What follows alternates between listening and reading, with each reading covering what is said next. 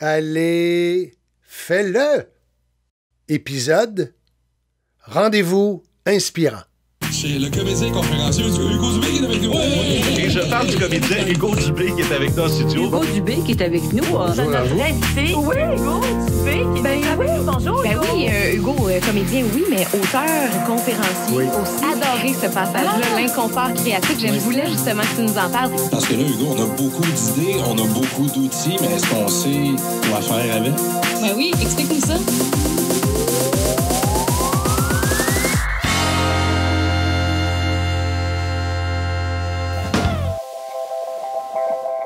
Bonjour!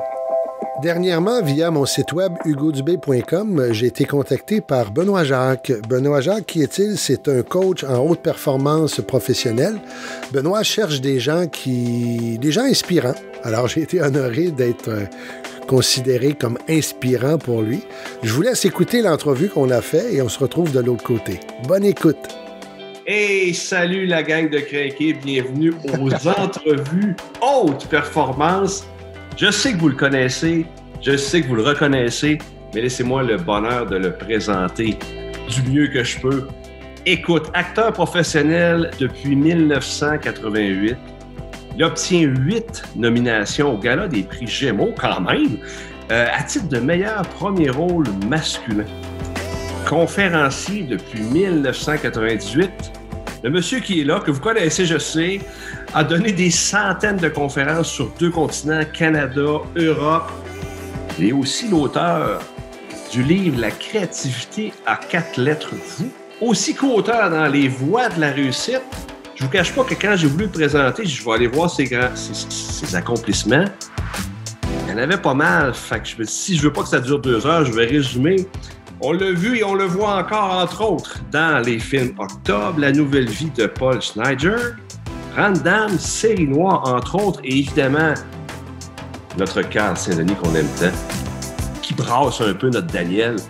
Dans District 31, on le voit là actuellement. Il a un podcast. Bref, il roule. Écoute, c'est tout un honneur. Veuillez l'accueillir avec moi par une tonne d'applaudissements zoomiens, parce que c'est comme ça qu'on fait, n'est-ce pas? Hugo Dubé, salut Hugo! Salut Benoît, salut! Comment ça va? Ça va bien, ça roule. Je respire, expire, c'est ça le principal. Écoute, bienvenue aux entrevues haute performance. Très honoré de t'avoir avec moi. J'ai hâte de t'entendre sur toute ta vision dans ta réalité. Oui. Donc, si tu es prêt, première question très, très humble. Quand on parle de performance, Hugo, qu'est-ce que ça veut dire pour toi? Ben, c'est vaste, la performance. Dans un premier temps, avant qu'on soit en ondes, je te disais, pour moi, être acteur, conférencier, auteur, c'est un entrepreneur. Je m'assure la qualité du produit, la fraîcheur du produit, délai de livraison, la compétition, savoir où en est le marché. Il y a des hauts, il y a des bas, il y a des traversées du désert, il y a des moments où tout fonctionne, il y a des moments où rien fonctionne, il y a des moments où tu te sens complètement seul. Il y a des moments où tu as le goût de tout abandonner. Et si c'est comme ça, ben, bienvenue dans le monde des entrepreneurs, bienvenue dans le monde des affaires, bienvenue dans le monde humain. C'est ça. Alors, pour moi, la performance, c'est entre 2 oasis. De quelle façon tu arrives à résister à la chaleur du soleil? De quelle façon tu arrives à ne pas boire? Et de quelle façon tu arrives à garder le rythme, à garder un enthousiasme, à garder l'objectif. Les Anglais vont dire être focus. Wow. Savoir lâcher prise, savoir qu'il y a des moments où tu dis ce qui résiste finit par casser, c'est trouver une agilité, une souplesse. C'est un peu un amalgame de tout ça pour moi, la performance. Hugo, j'adore ton image de 2 oasis. Oui. Parce qu'effectivement, tu me rassures, tu nous rassures, parce qu'il y a une gang d'entrepreneurs qui écoutent. Quand tu nous dis que c'est la traversée du désert entre 2 oasis, parce qu'effectivement, c'est une image que j'emploie souvent, moi aussi, dire Caroline, c'est normal aussi en même temps de se sentir dans ce désert-là un moment donné. Puis, un Hugo, justement, parce que comme entrepreneur que tu es,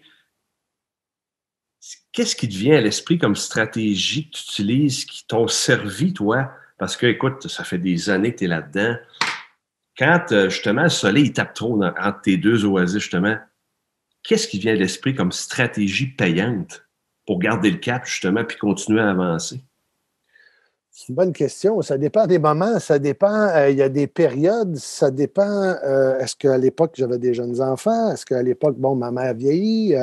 Il y a des moments où ta stratégie, tu dois t'adapter à la réalité. Je pense que souvent, je dis, c'est d'observer, c'est d'être curieux, c'est de t'étonner, t'émerveiller, c'est de douter des choses à certains moments, mais pas un doute qui te paralyse. Et c'est je pense, de te poser les bonnes questions.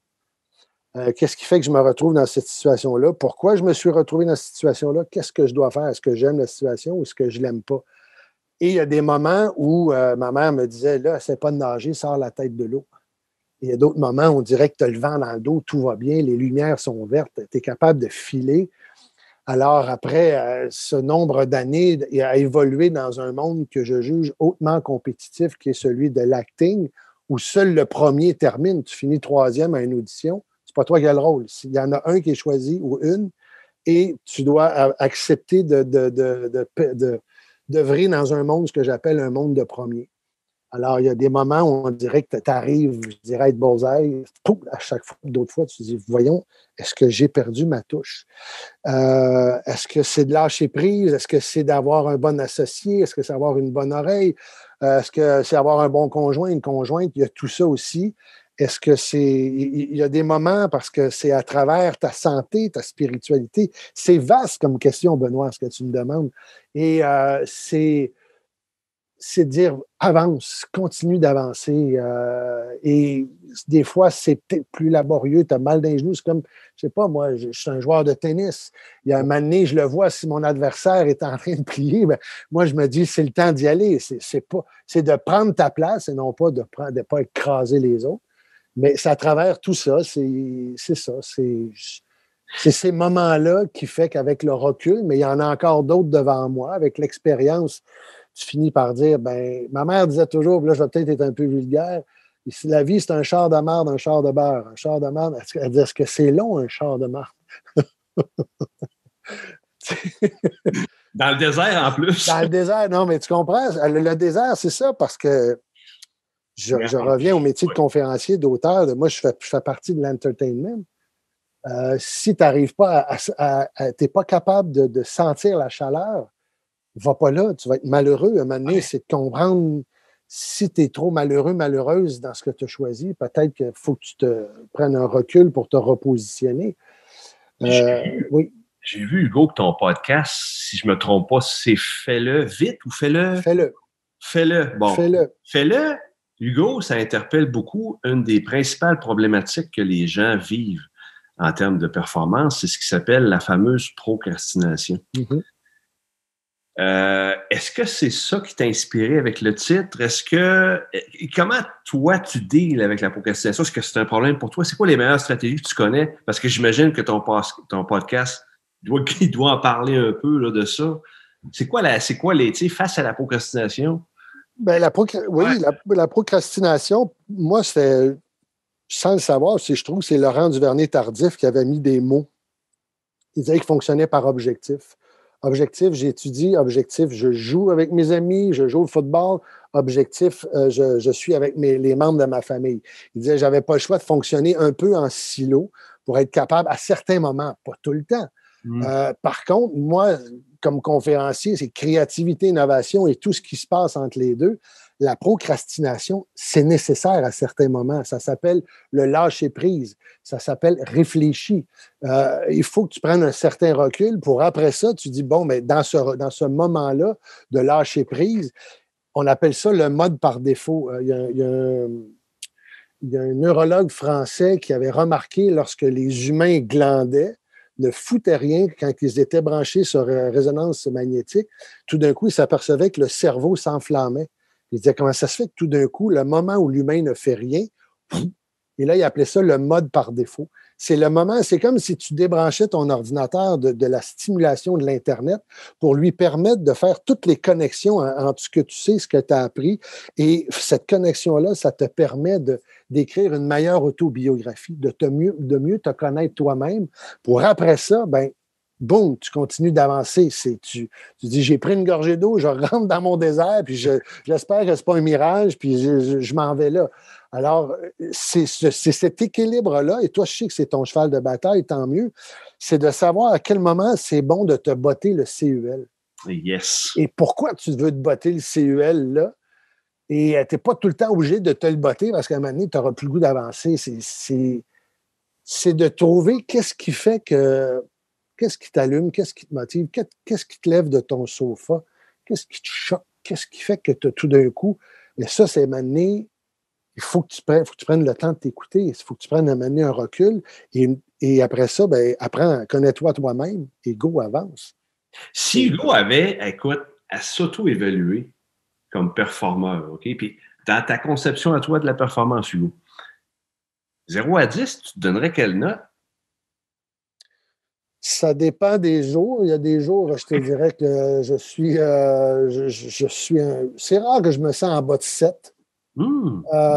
C'est très. De là à dire je vais être un 10, non, parce que ça varie. Est-ce que j'ai à me battre avec un bon texte, un mauvais texte? Est-ce que j'ai à composer avec une équipe fatiguée? Est-ce que je remets toujours ça en contexte. Il y en a que ça va être des clients frustrés. Il y en a d'autres, ça va être un fournisseur qui n'arrive pas à te permettre de performer. Il y a toute l'équipe autour de toi. C'est d'être capable de c'est une bonne question.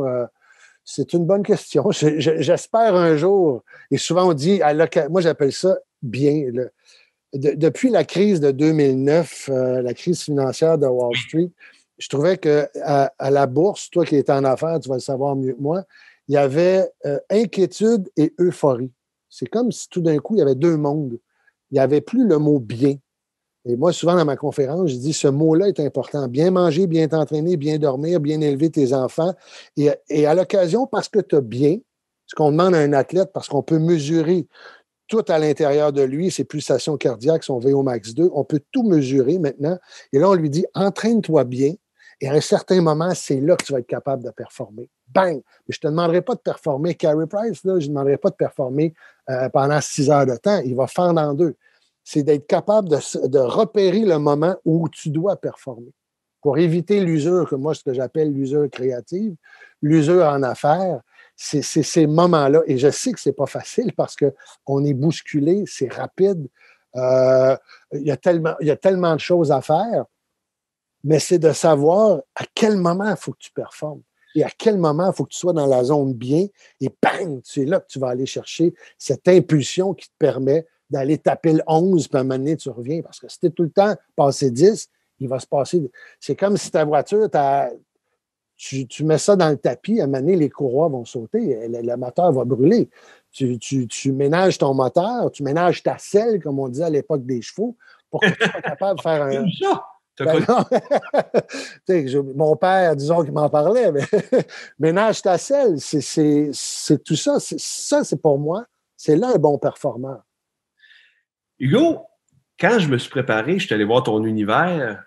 Oui, j'ai été drôlement surpris par ta carrière, parce que je le savais qu'elle était belle, mais j'ai vu, oh boy, OK, il y a du stock là-dedans. J'ai même été un peu surpris de voir que tu t'es intéressé à l'innovation et à la créativité. Qu'est-ce qui t'a amené, Hugo, à dire, oui, moi, ça, là, je creuse ça davantage. C'est quoi qui t'a amené ça, ce goût-là? C'est la fascination pour la 4e révolution industrielle. Moi, je lisais déjà à l'époque Le Choc du futur d'Alvin Toffler. Mes parents lisaient beaucoup. C'est le principe de Lucifer de Howard Bloom qui m'avait allumé. Et puis, à un moment donné, j'ai comme compris, j'ai dit, soit que tu subis tout ce qui est en train de se faire, ces transformations-là, ou soit que tu apprennes cet univers-là, la créativité, l'innovation et ce qui se passe entre les deux à travers tout le numérique qui s'en vient pour être capable de l'orienter à ta faveur. Et c'est ça que les gens, le monde des affaires, le monde des entrepreneurs, plus tu vas résister à ça, plus ils vont te l'imposer, plus tu l'apprends, plus tu es en mesure de l'orienter. Et comme créateur, parce que je suis un créateur depuis déjà 32 ans comme acteur, comme auteur, c'est quelque chose qui me fascine. Pardon? Je pensais que tu avais 32 ans. Ah, merci, c'est tellement gentil. 32 ans, oui, 32 ans de métier déjà. Fait que, c'est ça pour moi, c'est ce qui fait que ça me fascinait. Et je trouve que les gens, le fait d'être très occupés, oublient qu'on a tous ce potentiel-là à l'intérieur de nous. C'est comme si on a l'impression que c'est réservé aux savants fous, aux artistes, aux originaux, aux marginaux. Non. Tu l'as, c'est juste que maintenant, il faut que tu apprennes à te connaître, il faut que tu apprennes. C'est un entraînement. Être capable de performer, c'est persévérance, ténacité, travail, puis tu finis par maîtriser. Il n'y a pas de secret dans n'importe quoi. Tu sais, tu plonges dans un univers avec ton coaching, tout ça. Tu sais que, puis je pense que j'ai juste vu tes mains, tu as des mains d'un gars qui est capable de travailler. Tu as des mains que j'espère que tu as joué au football quand tu étais jeune. Trop violent. C'est trop violent, OK. Bon, moi, à la pétanque de bord. Ouais.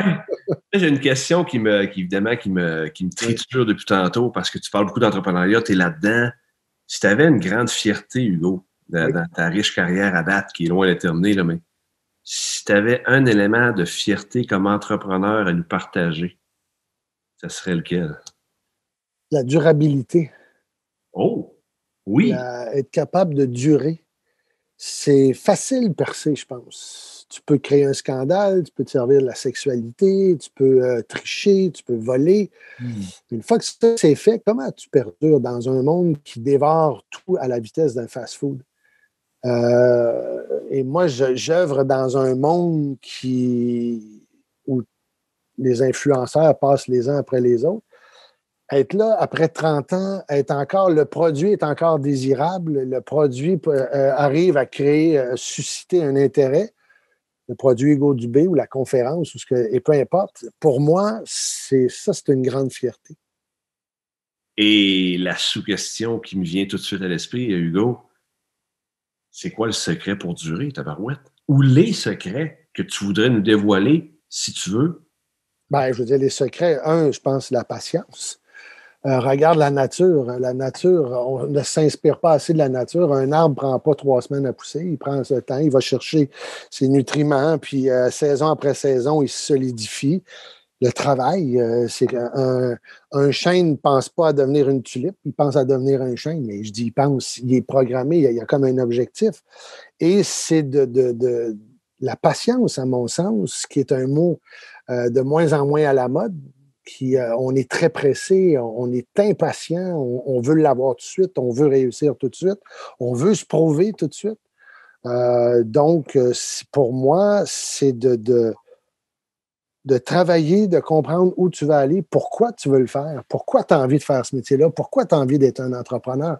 Moi, je me rappelle quand j'étais sur le plateau de tournage avec les jeunes acteurs de Ramdam, tu l'as nommé tantôt, puis ils voulaient faire de l'argent, ils cherchaient l'idée à 1 million. Là. Tu sais, quand tu es jeune, c'est normal, c'est beau. Ils disent que si tu n'es pas révolutionnaire à 20 ans, c'est que tu n'as pas de cœur, si tu l'as encore à 40, c'est parce que tu n'as pas de tête. Fait que, tu sais, et là, ils cherchaient l'idée à 1 million, puis à un moment donné, je leur ai dit, pourquoi on te donnerait 1 million de dollars? Pourquoi la société te donnerait 1 million parce que tu veux aller clubber, parce que c'est de rendre un meilleur service. Si c'est ça ton but, si c'est d'améliorer la société, regarde tous les entrepreneurs qui ont fait fortune, c'est des gens qui ils voulaient vivre, mais ils ne pensaient pas à devenir millionnaires tout de suite. C'est venu après. Ils voulaient rendre un service meilleur, ils voulaient être utiles, ils avaient une idée qu'ils aimaient, puis il y avait la patience, il y avait la passion, ils l'ont travaillé, puis à un moment donné, ils ont dit cette idée-là, elle a porté fruit. Ils se sont cassés la gueule, ils ont essayé, bon, il y a des histoires, tu vas en rencontrer plusieurs, mais c'est pourquoi tu veux le faire, comment tu vas le faire, et si c'est juste pour le fric, je pense que tu n'es pas au bon endroit. Hey, oui, je sais que ça me fait du bien ce que tu racontes, parce que tu ne sais peut-être pas, mais je te le dis. Je ne sais pas si ça fait du bien à ceux qui nous écoutent, mais effectivement, quand on est dans ce tourbillon-là, qu'on est dans le désert, tout ça, et qu'il faut apprendre à être patient, oui, parce que moi-même, le premier, je me confie à toi et à nous tous. Quand je suis parti en affaires, je dis, oui, ça va rouler, la première, deuxième année, tout ça. Là, je suis ma 3e année, puis OK, c'est encore ça. Puis je suis en train d'apprendre, Hugo, justement ça, écoute, c'est ça la vie d'entrepreneur. Puis tu l'as tellement bien dit tantôt, c'est entre 2 oasis. Moi, je la retiens en tabarouette, celle-là, parce que c'est ça. Mais c'est juste qu'il ne faut pas rester, j'imagine, sur l'oasis. Hein? On n'a pas le choix de continuer. Ben, est-ce que tu avais lu, je ne me souviens pas qui l'avait écrit, Qui a piqué mon fromage, la petite souris. Bon, ça, c'est des livres, qui t'amènent vers autre chose, mais je pense que si tu restes dans ton oasis, tu passes à côté de ta vie. À un moment donné, tu veux, l'humain, on veut découvrir, on veut évoluer, on veut grandir, on veut progresser. Tu peux prendre des pauses, mais je pense, quand tu apprends quelque chose, tu as appris quelque chose, tu ne mourras pas aujourd'hui. Je trouve ça bien, continuer de s'émerveiller, continuer d'être curieux, continuer de se questionner. Et c'est surtout de comprendre qu'aucune nouvelle idée ne n'est bonne. Et quand tu acceptes ça, parce que l'humain, on bouge lentement, on est un animal de rituel et d'habitude, on veut la nouveauté, mais gérer la nouveauté, c'est autre chose. Et comme lorsque tu arrives avec une nouvelle idée, un nouveau produit, les gens, est-ce que stratégiquement, ils vont essayer de te bloquer? Est-ce qu'ils vont... mais garde en tête, aucune nouvelle idée ne n'est bonne. Et de là, c'est d'aimer tellement ton idée, tellement ton produit, tellement ton service, parce que tu penses que c'est utile pour la société. Go, vas-y. Dans le monde de la création, tous les grands créateurs, créatrices l'ont toujours dit, c'est apprends à voler et partage. Apprends pas à copier. Mais si tu voles, c'est pour partager, pour que l'autre te vole. Et c'est le terme voler. Et c'est toujours comme ça. Picasso s'inspirait de tel homme ou telle femme d'affaires, voit tel truc. Là, quelqu'un parlait d'océan rouge, océan bleu. Je ne sais pas si tu as lu ce livre-là qui est fabuleux. Oui. Bon, c'est ça aussi. Là. C'est tentant, Hugo, c'est tentant pour les entrepreneurs dans notre univers, peu importe le domaine qu'on a, d'aller voir les idées, de les emprunter comme raccourci. Mais en même temps, comme gage de durabilité, on est moins sûr en tabarouette. C'est un manque de respect souvent qu'on peut voir ça de même. Tu sais, c'est jamais une bonne idée de prendre ces raccourcis-là parce qu'on n'est pas dans la création. Puis j'adore ce que tu as dit. Quand tu parles comment tu me disais ça, la nouveauté... La bonne idée n'est jamais bonne en partant. Il n'y a aucune nouvelle idée n'est bonne. Regarde toute l'histoire parce que souvent, tu bouscules des acquis, tu bouscules un pouvoir, tu déranges, que ce soit celui qui a amené le tracteur, mais dérangeait des gens qui vendaient des chevaux. Celui qui Edison, quand il a pensé son ampoule, mais il dérangeait du monde qui vendait des chandelles, puis on fait « Wow, tu es en train de casser notre marché, penses-tu qu'on va te laisser rentrer là? » Alors, c'est et des fois, c'est de trouver ce qui est difficile en performance, tout ça, c'est le timing. Es-tu trop tard? Es-tu trop tôt? C'est d'être dans le bon moment. Alors, souvent, j'appelle, il faut que tu observes, il faut que tu sois curieux, il faut que tu questionnes, il faut que tu prennes des reculs, tu avances. C'est ça qui est intéressant. Et particulièrement dans le désert qu'on est pour beaucoup d'entrepreneurs à cause de cette situation sanitaire, yes. Il y en a j'ai des amis qui ne savent plus quoi faire avec leur fric parce que leur business a décollé. C'est comme plus que décollé. Ça a été, alors qu'il y en a d'autres qui sont dans un moment de haute tension. Je pense à eux avec beaucoup d'empathie et respect. Ces gens-là, à travers ces moments de solitude, ces moments de haute tension où tu as l'impression que tout ce que tu as bâti peut s'écrouler, qui peut t'aider? Comment tu peux t'associer? Tu ne peux pas réussir tout seul. C'est impossible. À un moment donné, il faut que tu t'associes avec quelqu'un. C'est la pierre angulaire de toute réussite. Et actuellement, comment tu peux aller chercher de l'aide? Qui va... Je ne sais pas si tu te souviens du film... Là, on remonte parce que je vois qu'avec tes cheveux, tu as quand même un peu de sagesse. Un peu de sagesse. Mais c'était Mon nom et personne qui disait c'est une souris dont un cheval avait déféqué dessus. Et là, il y a un renard qui arrive, déterre la souris de la merde. Il prend la souris et mange la souris. Il dit c'est pas parce que quelqu'un te sort de la merde que c'est pour ton bien. Alors, c'est dans ces moments-là où actuellement où on est, c'est de repérer ces gens-là qui peuvent t'aider. Et cette association-là, et dans quel but ils vont t'aider? C'est une coopération. Puis Dieu sait que, puis même en amont, même avant les difficultés incontournables qu'on vit comme entrepreneur, d'être capable d'aller chercher des alliés et de donner. Puis ça, je m'en rends compte. Il y a des choses... J'ai été salarié, Hugo, moi, toute ma vie, jusqu'à temps que je sois entrepreneur depuis 2018. des choses qu'on sait, puis là, je me rends compte, oh, OK, c'est parce que c'est vrai. De donner de son temps, donner son énergie, pas pour recevoir, mais c'est là que tu crées des liens, puis qu'effectivement, quand le cheval te chie dessus, c'est ça? Oui. Il y a peut-être quelqu'un qui t'a aidé, ou il y a une Non, mais c'est pas parce que quelqu'un te sort de la merde que c'est nécessairement pour ton bien. C'est ça la morale de l'histoire. Mais c'est pas parce que quelqu'un te sort de la merde qu'il veut nécessairement ton mal. C'est à un moment donné d'être à l'écoute. C'est Je suis étonné à quel point, des fois, les gens... Un des trucs, c'est préciser vos questions. Je ne suis pas dans votre tête. Je ne sais pas dans quel monde Benoît est. Si tu ne me l'expliques pas, si ta question est imprécise, je vais te donner une réponse imprécise. Ton cerveau va te donner une réponse imprécise. Alors, tu sais, pourquoi moi? Ben, tu dis, pourquoi pas toi? Pourquoi ça serait quelqu'un d'autre? Tu sais, tu dis, ben, pourquoi moi? Qu'est-ce qui fait que je suis là?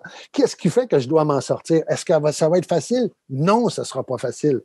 C'est sûr, mais maintenant, je suis étonné à quel point les gens ne précisent pas leurs questions.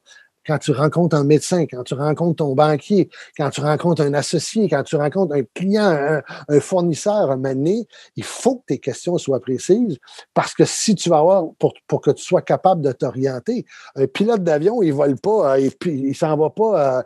Il y a un objectif précis. Il sait quand il décolle, il sait son altitude, il sait quand il va atterrir. Ça ne l'empêche pas d'avoir des turbulences, ça ne l'empêche pas qu'il peut avoir un problème mécanique, ça ne l'empêche pas qu'il peut avoir un passager qui va être turbulent. Il y a tout ça, mais il est précis il tente d'être précis. C'est ça qui m'étonne actuellement, c'est cette imprécision des questions. Et le cerveau a une obsession, c'est de répondre à nos questions. Wow. On est tout le temps en train de se questionner. Ça m'amène à une problématique. Tu m'amènes à une problématique. Tu me fais penser, en fait, à une problématique que je vois beaucoup de gens que j'accompagne quand je leur pose cette question-là pour eux. Puis je vais te la poser à toi, voir comment tu la vis, cette question-là. Tu sais. Qu'est-ce que tu veux de ta vie? Tu sais? Tu vas dire, OK, là, ça peut être... Je ne veux pas tomber dans la grande philosophie, là, mais qu'est-ce que tu vas être dans 1 an, dans 3 ans? Puis Hugo, moi, ça me surprend à quel point les gens, ils ne savent pas quoi répondre. Est-ce que tu constates ça, toi aussi? Est-ce que tu as constaté ça pour toi? Oui, bien, moi, personnellement, je suis probablement un professionnel de l'introspection. Ça fait partie de ma job. Ça fait partie de ma job d'aller du côté anima, du côté masculin. J'ai été formé pour me questionner, j'appelle ça devenir un humain professionnel. Tu as des humains amateurs qui ne comprennent pas que la destinée, c'est l'étude des conséquences. Si je bois trop, si je fume, si je mange mal, si je m'engueule avec mes voisins, si je vole, ça ne sera pas long, il va se passer quelque chose dans les 5 prochaines années. Là, je peux te garantir qu'il y a quelque chose qui va dérailler. C'est-tu un divorce? C'est-tu le fisc? C'est-tu il y a quelqu'un qui va vouloir te sauter dessus? C'est ça. Donc, ça fait partie de ma job. Qui êtes-vous? Cette fameuse question-là. Mais qui êtes-vous? C'est est-ce que, je dis toujours dans le contexte que tu es, est-ce que tu as des jeunes enfants? Est-ce que tu t'occupes de quelqu'un de malade? Est-ce que tu as un problème de santé? Il y a tout ça que tu dois prendre en compte. Et là, tu dis peut-être qu'actuellement, dans la situation X que je suis, il y a une pandémie qui est plus grosse que moi. Si on revient à cette situation sanitaire-là, je peux pas changer cette situation-là. Je peux changer mon attitude, la façon dont je vois l'impact qu'elle a sur moi. Et c'est ça, c'est Anthony Robbins, qui je pense le plus grand motivateur, disait ton énergie va là où tu mets ta concentration. Si tu mets ta concentration sur tout ce qui va mal, mais c'est tout va aller mal. Si tu dis je veux mettre ma concentration, de quelle façon je peux m'en sortir, qu'est-ce que je peux faire pour m'améliorer, c'est là que les choses évoluent. Alors je veux continuer cette progression-là pour les prochaines années. Et en même temps, je me laisse le droit de me surprendre aussi par la vie, de pas... Je reviens à l'actrice Cate Blanchett, qui, elle, n'avait pas décidé de devenir une superstar internationale. Elle voulait faire du théâtre. Mais cette femme-là, dans la façon, dans son côté vrai de ce qu'elle était, elle a eu la chance d'avoir un physique qui, à un moment X, à Hollywood, plaisait.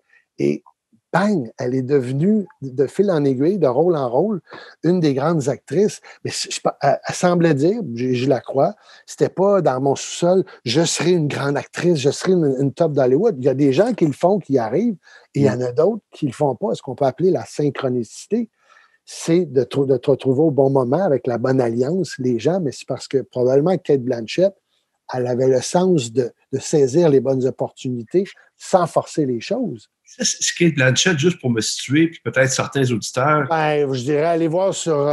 c'est une actrice, une grande dame blonde qui a joué... J'étais en train de... Cate Blanchett, elle a joué un paquet de rôles. Elle était très en demande. Et puis, c'est quelqu'un qui a voulu... elle a quoi? C'est une Australienne. Je vous invite à aller voir son nom sur Wikipédia et vous allez faire oui, je connais, j'ai vu des rôles, c'est de la nomenclature elle a joué dans Le Seigneur des Anneaux, elle a joué dans un paquet de trucs, elle a joué Carol, où c'était l'amour entre deux femmes dans les années 50, qui est un très beau film. Elle a joué, c'est quelqu'un qui a quand même une belle filmographie. Donc, c'est ça, c'est cette... et toi, comme coach, c'est tout ça aussi, c'est d'amener ces gens-là à... Il y a des gens que j'ai vus lors de première, tu dis, tu veux trop, tabaslac, je le sens. Tu me parles, mais tu regardes, s'il n'y a pas quelqu'un de plus important que moi, va parler tout de suite à l'autre personne. Je ne sens pas cette connexion avec l'humain. Prends le temps, moi, je veux dire, oui, mais prends le temps, prends 3 minutes avec quelqu'un s'il faut. Et ça, là, écoute, tu me ramènes un souvenir, Hugo, de rencontres, de réseautage, tout ça. Puis effectivement, des gens qui ne sont pas avec toi, sont là, puis non, tu sens qu'ils ne veulent pas être avec toi, c'est ça. Écoute, c'est-tu assez insultant? Ben oui, mais tu fais garde. Oui, ça, c'est des gens souvent impatients. C'est peut-être de l'insécurité ou whatever. C'est des gens qui veulent brûler les étapes. Mais on le sent. On le sent. Et je pense que les gens vrais, quand je parle de questions, c'est qu'à un moment donné, il y a peut-être des questions qui sont plus délicates à poser. Ça, c'est un autre problème qu'on a. C'est le débat oratoire est de plus en plus difficile. On est dans une période, moi, comme entrepreneur dans le domaine des arts et tout ça, c'est difficile. Il va falloir retrouver le moyen de remettre sur rail cette capacité de faire réfléchir, de déranger, de provoquer, de toucher, d'émerveiller. Mais peu importe ton ethnie, peu importe ton orientation sexuelle, on s'en fout. Sois bon, sois touchant, puis on va t'écouter. Le désir des gens qui veulent mettre des boîtes, enfermer les gens. L'humain, on est fait pour échanger, on est nomade, on est le résultat de milliers d'années d'expérimentation. On est passé à travers des pandémies, des guerres, on a ça à l'intérieur, c'est dans nos fibres. D'où la souris qui a piqué mon fromage, oui. qui quitte toute sa zone de confort pour aller plus loin et découvrir. Une des problématiques, Hugo, que les gens que je rencontre vivent souvent, c'est la notion de gestion du temps, gestion des priorités. Souvent, des clients à moi parlent de je suis dans un tourbillon, je ne sais pas comment prioriser, je suis débordé, etc. Un Hugo comme tel, qui en est rendu dans sa carrière, s'il y avait un conseil à donner par rapport à la gestion du temps dans le monde actuel, quel serait ce conseil? Ben, le terme conseil, je ne sais pas, moi, c'est peut-être une observation ou et je le cherche. Je me souviens, j'avais lu Joe Scott, qui est un spécialiste de la gestion du temps. Lui, il disait, à un moment donné, quand tu es débordé, prends 15 minutes. 15 minutes à toi tous les jours. Et je dis ça parce que quand j'ai fait ma première conférence, qui s'appelait Action, soyez l'acteur de votre vie. Je faisais 75 jours de tournage sur Ramdam. Je tournais 60 jours sur Série Noire, pas Série Noire, sur Providence. J'avais des jeunes enfants, puis à un moment donné, je me disais, je voulais écrire une conférence. Je voulais ouvrir ce monde-là, ça m'allumait. Alors, des fois, je me disais, tous les soirs, que tu arrives fatigué ou pas, 15 minutes. Accorde-toi 15 minutes, reprends ton cahier de notes. Des fois, je faisais une demi-heure, des fois, je faisais 40 minutes, mais 15 minutes, tous les jours. Alors, quelqu'un qui lit 15 minutes par jour, il va lire 6 livres par année. C'est con, mais c'est un 15 minutes que tu dis, peu importe, est-ce qu'il faut que tu t'enfermes dans la chambre des toilettes, fais-le, c'est 15 minutes à toi, et peut-être ce 15 minutes-là va s'allonger à une demi-heure, fatigué C'est ou la pas. somme, hein? C'est la somme. On appelle ça C'est ça. l'effet cumulé. C'est ça, l'effet cumulé de... Ouais. Hugo, comme entrepreneur, si tu avais un seul, puis là, je sais que c'est une question qui peut mériter réflexion, puis tu sais que tu n'es pas obligé de répondre. Si moi, Ben, celle-là, ça ne me tente pas, j'ai pas de souci. Mais si tu avais un conseil à donner aux entrepreneurs qui nous écoutent, qui sont là, les gens d'affaires, les travailleurs indépendants, si je te laisse pas le choix, là, il y en a juste un conseil. Ben, s'il y a un conseil, ça veut dire que je présume que tu as accepté qu'il va y avoir des traversées du désert, je présume que tu aimes assez ton idée, je présume que tu acceptes des fois que c'est pas glamour, je présume que tu es capable de prendre des risques, que tu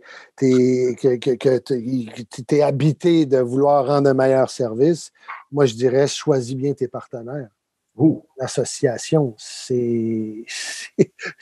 ou sinon, c'est bonjour les problèmes, bonjour les emmerdes, bonjour le vol de propriété intellectuelle.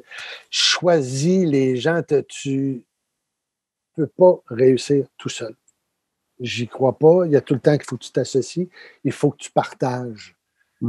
Et il y a des moments où tu vas avoir choisi ton partenaire et choisis le bien. Après avoir passé à travers tout ce que je t'ai dit, là, ça, tu me dis, il y en a un, c'est la personne avec laquelle tu as le goût de t'associer, comment cette personne-là va te compléter, comment cette personne-là va t'aider, comment tu peux l'aider, comment cette personne-là peut te mettre aux intersections des possibilités où le courant passe. Parce que c'est là que tu dois aller. C'est pas. Il y a des zones dans chaque métier. Il y a ces endroits où tout d'un coup, tu peux rencontrer, tu peux permettre d'échanger, puis ça t'amène ailleurs. Mais si tu n'es pas dans ces courants-là, tu ne sauras pas. Et peut-être que toi, tu n'as pas accès à ça, mais peut-être que la personne avec qui tu vas t'associer, elle peut avoir accès à ça. Quel prix es-tu prêt à donner en échange de cette association-là aussi? Parce que plus ton service est important, moins tu as de chances de l'obtenir. Si tu demandes beaucoup, les gens vont dire un peu, tu me donnes quoi en échange? Puis je pense que c'est très humain, oui. Oui, là, on se comprend, là. Alors, moi, c'est l'associé. Écoute, je sais que tu as un agenda de fou, tu as des projets à gauche et à droite. Actuellement, ton gros projet que tu travailles, si tu veux nous le partager, s'il y en a plusieurs, vas-y, j'aime-toi pas, mais c'est quoi là, ton projet actuel là, qui te... Bien là, comme je te disais, c'est de terminer ma classe des maîtres. J'ai enregistré une classe des maîtres en septembre, et là, ça a été... J'ai travaillé avec un de mes amis réalisateurs qui, lui, est à la retraite, donc on l'a fait le montage. Dès que la crise sanitaire de la C-19 est arrivée, je me suis installé, j'ai revisité tous les livres que j'ai lus. Je me suis dit, je veux faire une classe des maîtres sur la créativité et l'innovation. Et là, j'achève. Je suis comme dans le deadline parce que je pense que si tu n'as pas une date butoir, si tu n'as pas une date, je veux être là à tel moment, il n'y a pas grand-chose qui va se passer. Donc, j'ai dit, moi, je veux à telle date que le plus gros soit fait pour que je puisse la proposer. Donc, là, je suis là-dedans. Oui, il y a District 31, il y a d'autres projets qui s'en viennent. J'ai des trucs avec la France aussi. J'ai de l'animation à faire. J'attends des nouvelles pour des rôles. Alors, mais là, c'est vraiment c'est terminer cette classe des maîtres-là parce que c'est le défi que je m'étais lancé. Ça faisait longtemps que j'avais ça en tête. Classe de maître 1, peut-être qu'il y en aura d'autres parce que la créativité et l'innovation, je pourrais parler pendant les 3 prochains mois, puis on aura encore tellement de choses à découvrir et surtout, je n'ai pas la prétention de tout savoir. Ça se veut un guide. Je me considère comme un allumeur de réverbère. Je veux qu'il y ait un petit déclic qui se fasse chez les gens. Puis après ça, je veux fournir ce que j'appelle le système D. Débrouille-toi pour que les choses se fassent. La classe des maîtres, Hugo, c'est quoi? C'est que ça va être comme une école pour enseigner la créativité? Oui, j'ai filmé, ça dure 2 heures, je pense. Là, je suis en train de le monter là, entre 1h30 je cherche le bon site sur lequel le mettre où les gens vont pouvoir regarder en streaming. Je regarde le coût de cette classe des maîtres-là parce qu'il y a énormément de travail, mais en même temps, je veux que ça soit utile. Je veux qu'une fois que la personne a terminé de regarder ma classe des maîtres, qu'elle se dise « OK, je sais qu'est-ce qui sommeille à l'intérieur de moi. Boum, avec ce que je suis, c'est pas compliqué. J'ai dit, je pense que pour réussir comme entrepreneur, c'est d'accepter de réussir avec la sueur de tes défauts. Oh, je l'aime, celle-là. C'est ça, c'est la sueur de tes défauts qui fait qu'il faut que tu compenses. Puis quand je te parlais d'association, tout ça. Donc, une fois terminé, je veux que ça soit un guide. Je veux que les gens puissent se référer à ça et redécouvrir. Est-ce qu'ils vont le faire pour leur famille? Est-ce qu'ils veulent le faire pour la collectivité? Est-ce qu'ils veulent le faire pour la planète? C'est eux qui choisissent. Alors, ça a été là, c'est le fine-tuning. Disons que je vois beaucoup mon visage de ce temps-ci. J'entends souvent ma voix parce que je suis obligé je repasse tout. Alors, c'est ça le grand projet, là. Et si on veut, Hugo, te contacter, si on veut aller plus loin avec toi, on veut te voir en conférence, si on veut en savoir plus, ça serait quoi le punch? HugoDubé.com, HugoDub.com, tous les liens sont là et vous pouvez, c'est ce que tu as fait pour me rejoindre, tu es passé par HugoDub.com. C'est le meilleur moyen, c'est le site web. Je ne suis pas tellement Twitter, je ne suis pas tellement Instagram, et particulièrement, c'est de très belles, ça sert bien, mais avec la situation dans laquelle on est, je trouvais que c'était trop polarisant. Donc, j'ai pris un peu une pause des réseaux sociaux pour ma santé mentale, pour être capable de mettre du temps ailleurs que dérouler puis regarder. Déroule le rebord. Hein? Déroule le rebord. Dans ce temps-là, je regarde des documentaires, je lis des livres, je prends des marches. Je suis avec une femme extraordinaire depuis bientôt 31 ans. Alors, je profite de ces moments-là. Hugo, moi, je fais ça pour rencontrer des gens extraordinaires. Je fais ça pour apprendre. Écoute, merci parce que je viens de vivre. Benoît, merci de l'invitation. Puis, on va se croiser, c'est sûr. Oui, j'espère. Écoute, merci infiniment. J'ai appris, c'était vraiment trippant. Tu es un personnage intéressant, Hugo. Qu'est-ce que tu veux que je te dise? Puis on le sent, en passant, on le sent quand on te voit aller. On le sent à l'écran avec Carl. Carl, oui. J'ai eu le bonheur de le vivre en direct avec toi, puis je t'en suis infiniment reconnaissant. Fait qu'allez voir HugoDubé.com, et voir ce qu'il fait, allez voir toute la créativité, les projets qu'il a, et évidemment, dans District 31, actuellement, quel job extraordinaire tu fais encore. Merci infiniment au nom de toute la gang, et bonne continuité, mon cher. Merci, toi aussi. Un départ extraordinaire, et puis longue vie à ton projet d'être coach en affaires et tout. C'est une belle mission que tu as. Yes, sir. Salut, Hugo. Salut. Merci. Voilà, en espérant que ça vous ait plu, je vous invite à visiter son site web. Je vous souhaite une excellente journée ou une excellente soirée. Au revoir. Vous aimez mon balado?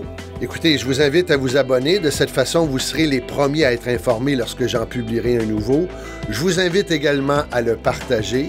Vous pouvez aussi visiter mon site web, hugodub.com. Sur mon site, il y a des liens vers ma page Facebook Pro pour s'inscrire à mon infolette, ma chaîne YouTube. Et aussi, si vous cherchez un conférencier, sur mon site, il y a l'information nécessaire pour prendre connaissance du sujet et de l'angle de ma conférence et évidemment les coordonnées pour nous joindre. Merci. Restons en contact puisque le but de mes podcasts, c'est de vous rendre service. D'ici la prochaine publication, allez, fais-le!